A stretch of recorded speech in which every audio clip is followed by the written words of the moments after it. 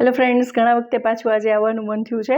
અલબત્ત કામ તો ચાલુ જ છે, પણ વાત એવી લઈને આવવાનું મન થયું કે અને જે મારો મૂળભૂત હેતુ હતો બાત તક, જે મારો જે પ્લેટફોર્મ છે એનાથી જે તમારી સાથે મારી વાતો શેર કરવાનો, મારી આજની કયો કે મારી આસપાસ બનતી ઘટનાઓ કયો, એના વિશે મારે વાત કરવી હતી.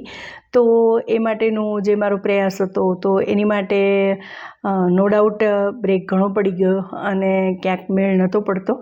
પણ ક્યાંક એવું લાગે છે કે કંઈ નહીં તો જે આ યુટ્યુબ નામનું પ્લેટફોર્મ કયો, તો એમાં કદાચ આપણી વાતો રાખી અને જે ખરેખર આપણે આપણા વડીલો પાસેથી કે આપણે જે ભણ્યા છીએ એ વાતો જો આપણે મૂકીએ અને જે સાચું શીખ્યા છીએ તે જો મૂકીએ કે તો કદાચ ક્યાંક આગળ લોકોને કામ લાગશે એવું મને ફીલ થાય છે. એટલા માટે હું આ વાતો કરવા જઈ રહી છું. તો પહેલી વાત તો એ જ કે અત્યારે હવે બહુ સ્વાભાવિક છે કે એઆઈનો સહારો દરેક વાતમાં લેવા માંડ્યો છે. તો અમે ક્યાંક ગુજરાતી સબ્જેક્ટ ભણતા હતા, અલબત્ત ભણાવતી હતી હું છોકરાઓ સાથે, હું મારું ટ્યુશન આપતી હતી અને એમાં ક્યાંક એ લોકોને એટલું બધું મારે કહેવાય નહીં, પણ અલબત્ત એ ટીચર્સ પણ નાના હોય, એ લોકો શું શીખ્યા હોય. અને હવે તો એવું થઈ ગયું છે કે એવું નથી રહ્યું કે જે પર્ટિક્યુલર સબ્જેક્ટમાંથી જ ભણીને આવતા હોય એ જ સબ્જેક્ટ ટીચર લે, તો ક્યાંક એમની પણ ભૂલ થઈ જાય. તો ક્યાંક કહેવતોનો એવો અર્થ કરવામાં આવે છે તો, અને એ છોકરાઓને સમજાવવામાં આવતો હતો. તો એને તો મેં મારી રીતે એમને સોલ્યુશન આપી દીધું અને બધી વાત થઈ ગઈ. પણ પછી મને એક વિચાર આવ્યો. તમે લોકોએ કદાચ સાંભળી હશે આ કહેવત કે ક્યાં ગુલાને ગા હતી તે છોકરાઓ દૂધીવાળું કરતા હતા. મારા પપ્પા મને આ કહેવત બહુ કહેતા કે આપણને કંઈ ફરક ના પડવો જોઈએ, થઈ તો ઠીક છે. જેમ અમિતાભ બચ્ચનનું આપણે સાંભળીએ છીએ ને કે બાબુજી એવું કહેતા કે મન કા હો તો જ્યાદા અચ્છા और ना हो तो और अच्छा, मतलब इसमें कोई ईश्वर का संकेत होगा, इस तरह से कुछ बात करते हैं ना. તો એવું મારા પપ્પા પણ કહેતા કે હંમેશા કામ એવી રીતે કરવું કે થાય તો બહુ સરસ રીતે એને એક્સેપ્ટ કરી લેવું અને સરસ એને પચાવી જાણવું, અને જો ન થાય તો એ પચાવવું અઘરું છે, પણ એને પચાવી જાણવું કેવી રીતે કે અહીં ક્યાં ગોલાને ગા હતી તે છોકરાઓ દૂધેવાળું કરતા હતા, લાઈક ધેટ. કે એમાં કહેવા એવું માગે છે કે ગોલાને ગા હતી એટલે કે ક્યાં ગોવાળોને મોટી મોટી ગાયો હતી ને દૂધની નદીઓ વહેતી હતી ને છોકરાઓ બસ એ જ વાળું કરે તો જ જમી શકે ને બાકી દૂધ વગર તો ચાલે જ નહીં. ને એવા સંદર્ભમાં, એટલે કે જ્યારે પણ પરિસ્થિતિ એવી આવે કે તમને મળે તો બરાબર, ન મળે તો કંઈ વાંધો નહીં. એટલે એવી પરિસ્થિતિનો ટૂંકમાં દરેક પરિસ્થિતિનો સામનો કરવો, એવો કંઈક આનો અર્થ નીકળે છે. હવે થાય છે એવું કે મને આ કહેવત બહુ જ, મેં જિંદગીમાં પહેલેથી આ કહેવત બહુ ઉતારી છે અને ક્યાંક મારી આસપાસ જે સંકળાયેલા લોકો છે એમને તો ખબર જ છે કે મેં હંમેશા કામને ગમતું કર્યું છે. ગમતું કામ નો ડાઉટ એ મારા સમયે મેં કરી લીધું છે, પણ કામને હંમેશા ગમતું કર્યું છે.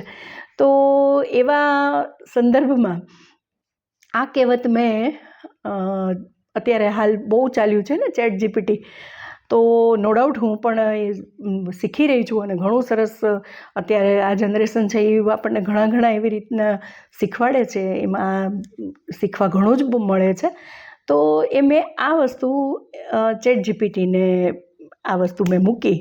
તમે નહીં માનો, તમે આ ટ્રાય કરી જોજો. અને એટલા માટે જ આ ખાસ મને આ એપિસોડથી ચાલુ કરવાનું મન થયું કે જે ખરેખર ભણ્યા છીએ અને જે ખરેખર, કારણ કે હવે આપણી જનરેશનને દોહા છંદને એનાથી નથી, કદાચ જેમને રસ હોય એ કરતા હશે, પણ એ લોકોને એ નથી ગમતું. એમાં ઘણી બધી તળપદી ભાષામાં, અને આ જે તળપદી ભાષામાં દોહા છંદ જે કંઈ પણ લખાયું છે એની પાછળ બનેલી ઘટનાઓ, સત્ય ઘટનાઓ હંમેશા રહેલી હોય છે. તો આ વસ્તુ ChatGPTએ હું એમને બ્લેમ નથી કરતી, કારણ કે એમાં મારે ઘરમાં પણ ટસલ થઈ ગઈ અને એવું કહેવામાં આવ્યું કે એ તો ઇન્ફોર્મેટિવ પ્લેટફોર્મ છે અને એમાં મતલબ ઇન્ફોર્મેશન આપતું પ્લેટફોર્મ છે, એટલે એમાં એની પાસેથી 100% એક્યુરસીની આશા ન રાખી શકાય. પણ મને ક્યાંક એવું થયું કે તો જે મારી જેવાને જાણ છે એ બરાબર છે, પણ જે નથી જાણતા એ આને ક્યાં આગળ વધારશે.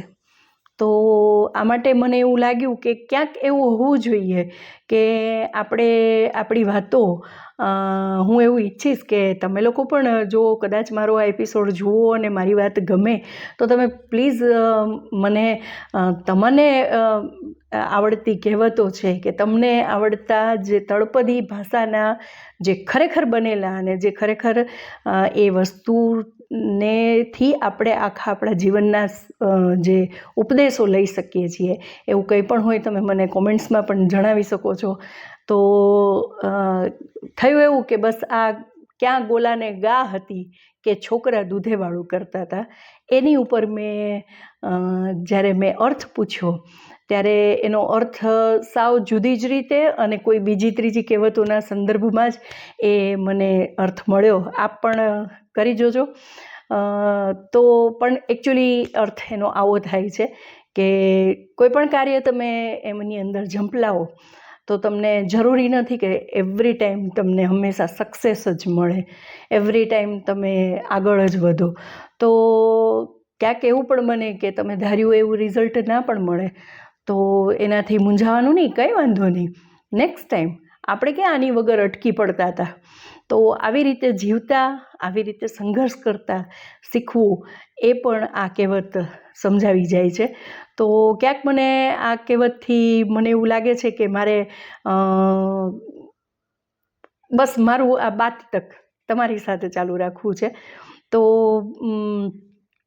નો ડાઉટ છોકરાઓને હવે એક બીજી વાત હું આમાં સાથે એડ ઓન કરી દઉં કે હું લગભગ છેલ્લા 3-4 વર્ષથી જે આપણો ગુજરાતીનો જે ભાષાનો જે એકદમ નીચે જે એનું રિઝલ્ટ આવતું જાય છે અને એ જે આપણે પ્રશ્ન જે નો ડાઉટ પેપરમાં ને એમાં તમે ન્યૂઝપેપરમાં ને એમાં બધે જોયેલું જ છે કે 10th અને 12thના જે પેપર છે એમાં ગુજરાતી ભાષાનું કેટલું બધું નીચું સ્તર આવતું જાય છે.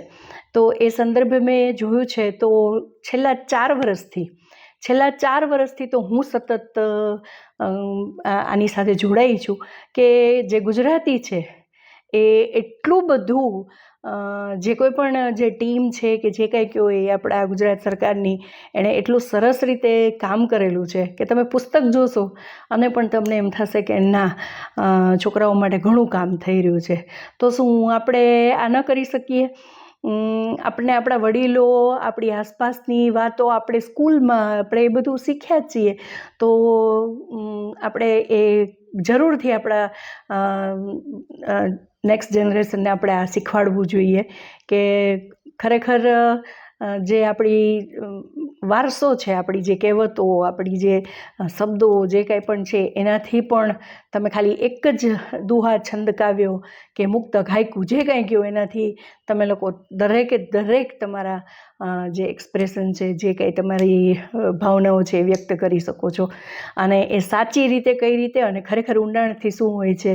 તો મને એવું લાગે છે કે ક્યાંક મને આ પ્રયત્ન કરવાનું મન થયું. જો તમને ગમે તો ચોક્કસ એને એપ્રિસિએટ કરજો અને જો ગમે તો આમાં આગળ વધી અને તમે તમારા ઓપિનિયન જણાવી શકો છો. Thank you so much.